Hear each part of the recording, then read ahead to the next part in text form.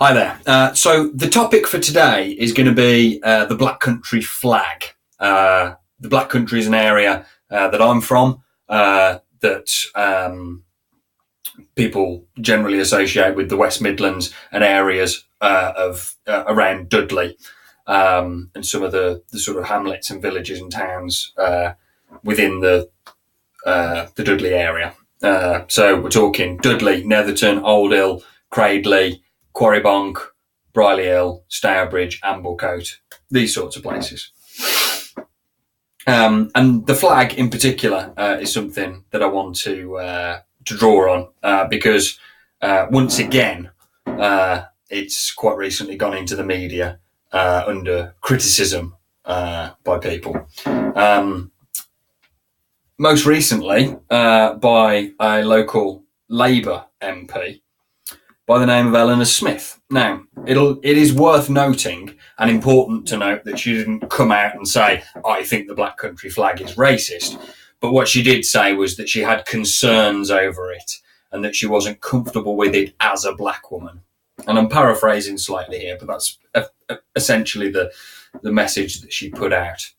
And the reason that she felt that she had this kind of animosity or this feeling of being uncomfortable about the flag was for two reasons that she said.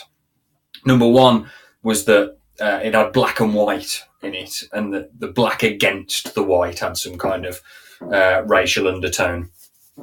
And also that there were chains across the front of the flag, or there are chains across the front of the flag, and that had some sort of connotation towards slavery. So, what I want to do is pick these ideas apart a little bit and sort of explain how that is just not the case, and that the flag is not racist. So, the first point that has been made is that there's something to do with the connection between black and white on a symbol or a sign or a logo of some sort that's got some kind of racist connection to it. If that's the case, then shouldn't we be calling for the abandonment or the criticism of every other flag that's got black and white in it? That would change motorsport for quite a long time, as well as needing to retrain all the lifeguards across the shores of the world, let alone criticising tons of other countries and tons of other sports, leisure activities, mountaineering codes, all those kind of things. So the idea that black and white on a flag together is racist is absurd to the extreme. I think the other thing that is kind of undercut on this as well is that because the Black Country flag isn't just black and white, it's black, white and red. And I think for quite a few people, that has this sort of gut reaction and connection with the Third Reich and with Nazism. Because obviously the Nazis really loved black and red and white. We think about the big banners and swastikas. But yeah, this idea that different colours together are racist, or even have any kind of implication or systemic racism, is a ridiculous idea. If so, then somebody better go and have a quick chat with the zebras down in Dudley Zoo. The second point that's raised by Eleanor Smith is that the chains on the front of the flag are racist in some way. Now, this is a slightly more awkward, touchy, and I can kind of sympathise a little bit more with her argument on this one, that the chains are a sort of symbol of the slave trade, or at least a reminder of the slave trade, because obviously chains would have been used in the transportation of slaves, in the imprisonment of slaves, and the general commerce of human trafficking and buying and selling humans. Now, the trouble with this argument is that chains were also used in shipbuilding, bridge building, the railways, steelworks, agriculture, all sorts of things. And so we can't just take the chain out of its context and call it racist. We can't. It needs to be taken within the context that it's put forth in.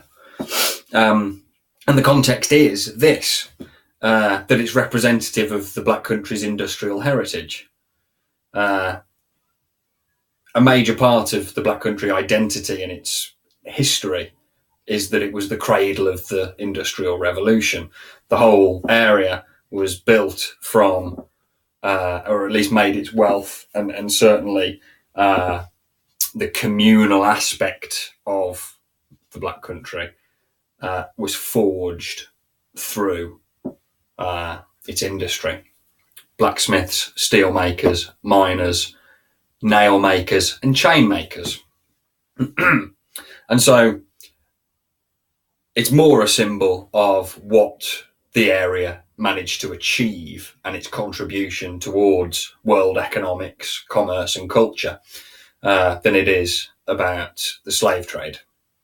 So regardless of the fact that certain chains from Cradley Heath would have been used in the slave trade, they will have also been used in the Titanic. They'll have also been used on the Humber Bridge and tons of other really important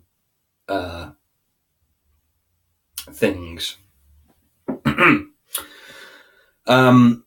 other thing with this is that the Black country history and heritage and its industrial heritage, symbolised by the chain, has more to it than just labour.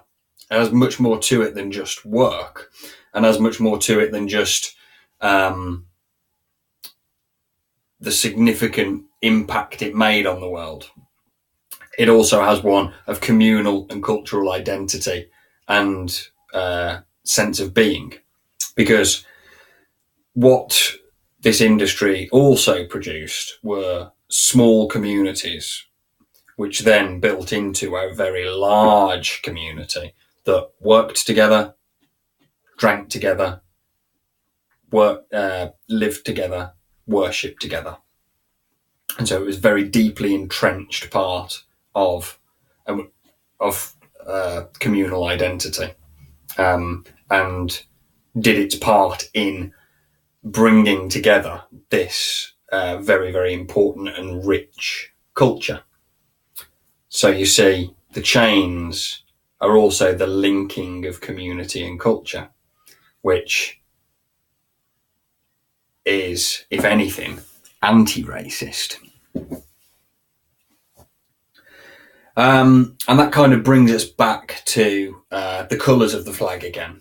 That black, white and red that are used on the flag are used because the Black country was described as black by day, red by night. So it's another cultural reference to its industrial heritage, not one of racist implications. The final point that I want to make on this is that it is one of intention, I suppose. And while it's important that we notice that certain forms of racism are systemic rather than consciously thought through or deliberate actions or acts, regardless of this, I still think it's an important thing to raise, and it's important that we're aware that the Black country flag was designed by a 12-year-old schoolgirl. So if one challenges or criticises the Black Country flag as being somehow racist or that it has racist implications, it's also charging a 12-year-old schoolgirl with having and holding those views. Now, let's put this into further cultural context. This is a child that came from Stourbridge, which is a massively multicultural area. It's full of Pakistani, Indian, white, Polish, black communities within Stourbridge and within its wider vicinity. This is also a child that was part of who grew up in the kind of late 90s, early noughties, a generation that are profoundly liberal. She's also from an area of the Black Country that is a profoundly liberal, or at least liberal-leaning area. And I think all these things add together to make us kind of reach a conclusion that the fact that she was a young girl entering a competition, we could probably safely assume that she isn't a racist and that her design wasn't either. So yeah, hopefully what I've managed to do is kind of pick apart the argument and put some sort of common sense in place there. Obviously, you quite often need to be careful with common sense because that can sometimes lead to illogical thought in itself. But it was something that I felt needed to be broadcast because I think it's a further worrying slur and a further worrying and irritating assumption and demonisation of a working class area. That we are somehow too stupid, too racist, too blinkered, too undereducated to know anything, let alone to be sensitive or empathetic, which is quite clearly a load of nonsense. Quite a lot of us working class folk have read books too. So yeah, I'm going to leave it with this one final point that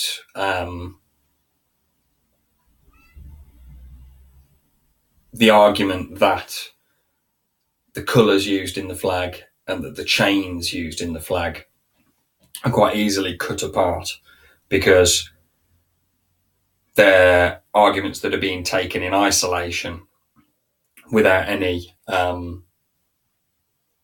sense of context. And I think it's a further example of the proliferation of a group of people that are attempting to find things to be offended about, which effectively undoes all the really hard work that people in the 60s, 70s and 80s did in the first place in the name of equality.